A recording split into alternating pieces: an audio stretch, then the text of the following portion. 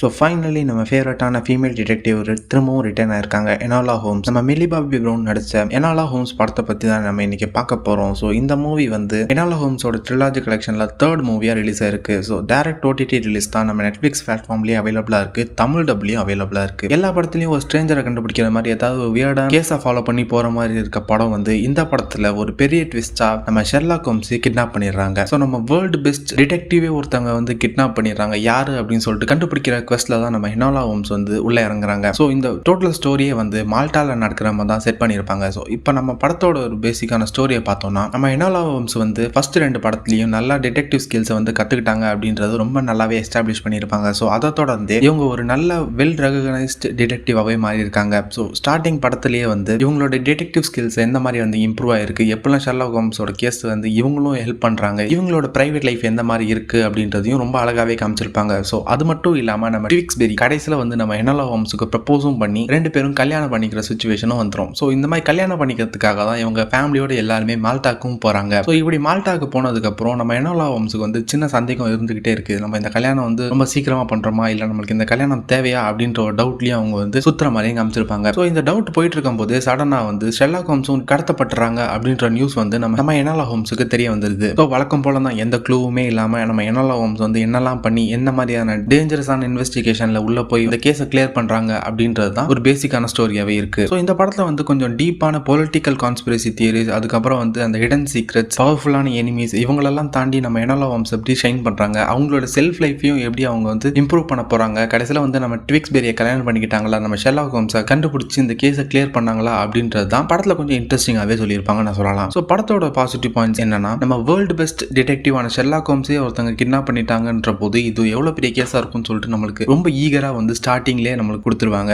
அது மட்டும் இல்லாமல் நம்ம எனோலா அப்புறம் ட்விக்ஸ்பெரியோட ரிலேஷன்ஷிப்பை பற்றி இந்த படத்தில் இன்னும் நல்லாவே எஸ்டாப்ளிஷ் பண்ணியிருப்பாங்க. அவங்க 2 பேருக்குள்ள இருக்க அந்த ரிலேஷன்ஷிப் வந்து எந்த மாதிரிலாம் அவங்களுக்குள்ள ஒர்க் அவுட் ஆகுது, எப்படிலாம் அவங்களோட செல்ஃப் டவுட்டை வந்து கிளியர் பண்ணிக்கிறாங்க அப்படின்றதையும் சொன்னனால கேரக்டர் டெவலப்மெண்ட்டுக்கு இந்த படத்தில் ரொம்ப முக்கியத்துவம் கொடுத்துருக்காங்களே சொல்லலாம். அது மட்டும் இல்லாமல் வழக்கம் போல அந்த மிக்ஸான ஆக்ஷன் காமெடிஸ், அதுக்கப்புறம் அந்த மிஸ்ட்ரியான டோன்ஸை வந்து ரொம்ப அழகாக இந்த படத்தில் கொண்டு போயிருக்காங்க. அந்த ஸ்க்ரீன் பிளேவும் அந்த 4th வால் பிரேக்கிங் சீன்ஸும் வந்து ரொம்ப அற்புதமாகவே பண்ணியிருக்காங்க. அதுக்கப்புறம் நம்ம முக்கியமாக Enola Holmes கேரக்டரான milli Bobby brown வந்து இந்த படத்தில் ஆக்டிங்கை வந்து கொஞ்சம் ஒரு ஸ்டெப் அதிகமாகவே காமிச்சிருக்காங்கன்னு சொல்லலாம். ஸோ அப்படியே நம்ம இந்த படத்தோட நெகட்டிவ் சைடுக்கு வந்தோம்னா ஃபர்ஸ்ட் 2 படத்தோட இந்த படம் வந்து கொஞ்சம் ரொம்ப ஸ்லோவாக இருக்கிற மாதிரி ஃபீலிங் உங்களுக்கு தரலாம். அது மட்டும் இல்லாமல் கொஞ்சம் டார்க்கரான டோனை வந்து இந்த படத்தில் கொஞ்சம் உள்ளே கொண்டு வந்திருக்காங்க. ஸோ அது சில பேருக்கு செட் ஆகாமல் கூட போகலாம். நம்ம டிடெக்டிவ் மூவிஸ் பார்க்குறோம் அப்படின்னாலே வந்து அடுத்து என்ன நடக்க போகுது அப்படின்ற ஒரு டவுட் வந்து நம்மளுக்கு இருந்துகிட்டே இருக்கணும். பட் ஏன்னா இந்த படத்தில் வந்து உங்களுக்கு அந்த டவுட் சில இடத்துல வராது. அடுத்து என்ன நடக்க போகுது அப்படின்றது வந்து நீங்களே ஈஸியாக சால்வ் பண்ணுற மாதிரி தான் இருக்கும். ஸோ அது வந்து எனக்கு ஒரு மேஜரான நெகட்டிவ் பாயிண்டாகவே தான் தெரியுது. சில பேருக்கு அது நார்மலாக இருக்கலாம், பட் இருந்தாலும் இது ஒரு நெகட்டிவ் பாயிண்டாகவே நான் சொல்கிறேன். ஓவராலாக ஒரு நல்ல மிஸ்ட்ரி சஸ்பென்ஸான மூவியாக தான் இந்த மூவியை கொடுத்துருக்காங்க. அது மட்டும் இல்லாமல் இது ஒரு PG-13 மூவி தான். நீங்கள் நல்லா ஃபேமிலியோடு சேர்ந்து என்ஜாய் பண்ணி இந்த மூவியை பார்க்கலாம். ஸோ இந்த மூவிக்கு நம்ம கொடுக்குற ரேட்டிங் வந்து 10 out of 7. ஸோ உங்களை இன்னொரு வீடியோவில் வந்து பார்க்குறேன். Bye guys.